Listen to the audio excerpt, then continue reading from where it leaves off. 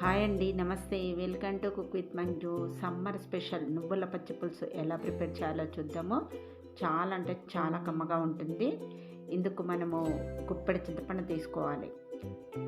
చింతపండు మరీ ఎక్కువగా ఏం పట్టదు, ఇంత చింతపండు సరిపోతుంది. గింజలు నార తీసేసి ఇందులోకి వాటర్ వేసుకొని మరీ ఎక్కువగా కడగొద్దు, పులుపు పోతుంది. లైట్గా కడుక్కోవాలి.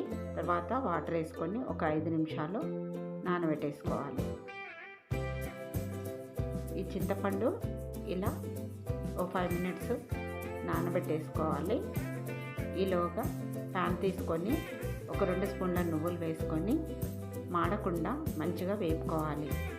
నువ్వులు చల్లారిన తర్వాత మిక్సీ జార్లోకి వేసుకొని ఒక 4-5 పచ్చిమిర్చి వేసుకొని ముందు మిక్సీ పట్టుకొని ఆ తర్వాత కొంచెం వాటర్ వేసుకొని మెత్తటి పేస్ట్లా మిక్సీ పట్టుకోవాలి. మనం నువ్వులతో పాటు మిర్చి వేసుకొని మిక్సీ పట్టుకున్నామంటే టేస్ట్ చాలా బాగుంటుంది. మనం ముక్కలుగా కట్ చేసుకొని వేసుకున్నామంటే పచ్చిమిర్చి పిల్లలు తినడానికి ఇష్టపడరు. ఇలా వేసుకున్నామంటే కూడా పిల్లలు ఇష్టంగా తింటారనమాట. అందుకని ఇలా నువ్వులతో పాటు వేసి మిక్స్ పట్టుకోండి. ఇక్కడ మన వాటర్ అనేది చింతపండులో మరీ ఎక్కువగా కాకుండా తక్కువగా కాకుండా వేసుకోవాలి. పులుపు మీరు ఎంతవరకు తినగలుగుతారో దాన్ని చూసి వాటర్ అనేది యాడ్ చేసుకోవాలి.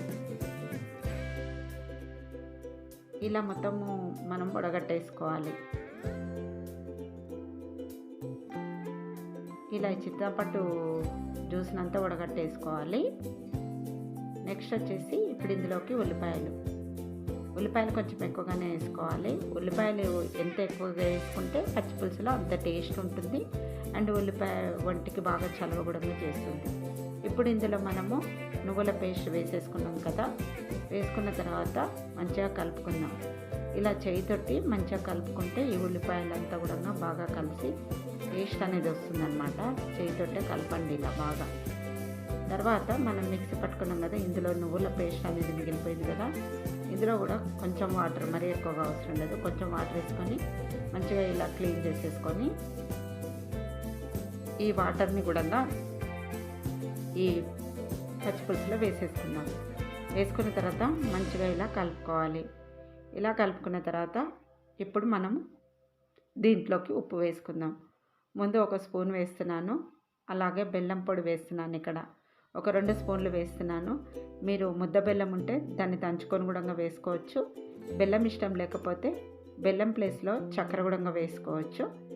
కానీ ఏదైనా ఒకటి వేసుకుంటేనే టేస్ట్ ఉంటుందండి. బెల్లం అన్న వేయండి, లేదంటే చక్కెర అన్న వేయండి. కంపల్సరీగా వేసుకోవాలి, అప్పుడే టేస్ట్ బాగుంటుంది. ఇప్పుడు నేను కొంచెం రుచి చూసి ఇందులోకి కొంచెం ఉప్పు అలాగే కొంచెం బెల్లం పొడి కూడా వేస్తున్నాను. వేసుకొని మళ్ళీ ఒకసారి మంచిగా ఇలా కలిపేసుకుంటున్నాను. మంచిగా కలుపుకున్న తర్వాత ఇప్పుడు మనము పోపు వేసుకుందాం. కొంచెం నూనె వేసుకోవాలి. నూనె కూడా ఎక్కువగా ఏమీ అవసరం లేదు పోపుకు, కొంచెం వేసుకుంటే సరిపోతుంది. కొంచెం నూనె వేగినాక ఇందులోకి కొంచెం జీలకర్ర, కొంచెం ఆవాలు వేసుకోండి. ఇందులో పచ్చిశనగపప్పు, మినప్పప్పు అవసరం లేదు. అండ్ 2 ఎండుమిర్చి వేసేసుకోండి. తర్వాత కొంచెం పసుపు, కొంచెం కరివేపాకు వేసేసుకుంటే సరిపోతుంది. పప్పు బాగా వేగిన తర్వాత మంచిగా చల్లారిన తర్వాత పచ్చిపులుసులో వేసేసుకోవాలి. ఇలా వేసుకొని మంచిగా స్పూన్తో కలిపేసుకుందాం. ఇప్పుడు మనం పోపు పెట్టిన గిన్నెలో కూడా ఒక 2 స్పూన్ల వరకు పచ్చిపులుసు వేసేసుకుందాం. అందులో ఇలా ఒక 2 స్పూన్లు వేసేసుకొని నీట్గా క్లీన్ చేసుకొని అది కూడా వేసేసుకుందాము. ఇప్పుడు ఇలా వేసేసుకోవాలి. వేసుకున్న తర్వాత మంచిగా మళ్ళీ ఒకసారి కలుపుకుందాము. చాలా అంటే చాలా బాగుంటుందండి. సూపర్గా ఉంటుంది టేస్ట్ అయితేనంటే. ఇలా కలిపేసుకొని మళ్ళీ ఒకసారి టేస్ట్ చేసి చూడండి. ఇక్కడ నేను టేస్ట్ చేసి చూస్తున్నాను. ఇక్కడ చూసారు కదా, సూపర్గా ఉంది రుచి అయితేనంటే. ఉప్పు అలాగే బెల్లము అన్నీ కూడా కరెక్ట్గా సరిపోయినాయి. చాలా బాగుంటుంది. మీరు ట్రై చేయండి. ట్రై చేసిన తర్వాత ఎలా వచ్చిందో కామెంట్ చేయండి. మరిన్ని ఇంట్రెస్టింగ్ వీడియోస్ కోసం ప్లీజ్ నా ఛానల్ని సబ్స్క్రైబ్ చేసుకోండి. అలాగే లైక్ ఇవ్వడం అయితే మర్చిపోకండి. ప్లీజ్ అండి లైక్ చేయండి. Thanks for watching my video.